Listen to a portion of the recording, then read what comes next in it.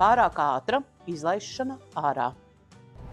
Pavasara saule ir gana mānīga, un putniem ir jāpierod gan pie siltās saules, gan pie vēsajiem, reizēm mitrajiem apstākļiem, kādus viltīgais pavasaris piedāvā. Tāpēc mēs putnus pieradinam pakāpeniski. Labāk sākumā ļaut iet ārā tikai dienas siltākajā laikā. Netiek veikta pavasara lielā kūts tīrīšana. Daudzi atstāja vecos pakaišus pēc ziemas. Tajos uzkrājas baktērijas, parazīti un amoniaks.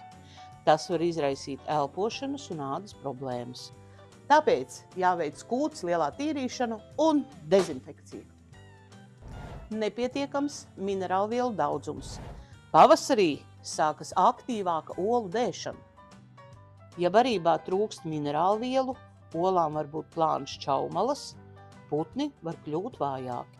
Nodrošini kalciju, čaumalas, krīts, gliemežvāki un kvalitatīvu barību. Parazītu kontroles trūkums.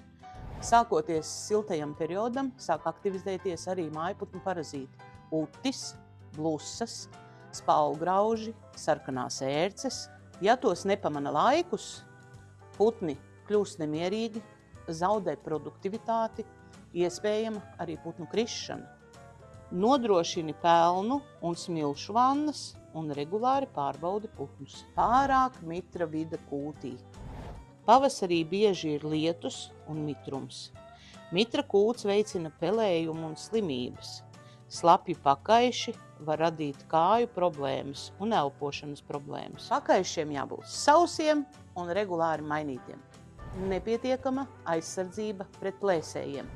Pavasarī īpaši aktīvas kļūt lapsas, caunas, vanagi.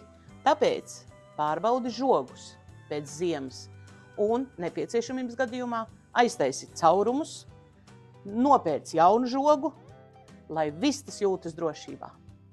Bet nopietni runājot, pārbaudi voljeru, pārbaudi vārtus un pārbaudi žoga malas. Noderīgs fakts. Pavasarī palielinās arī olu dēšanas intensitāte, tāpēc svarīgi nodrošināt mierīgas, tīras līgstas.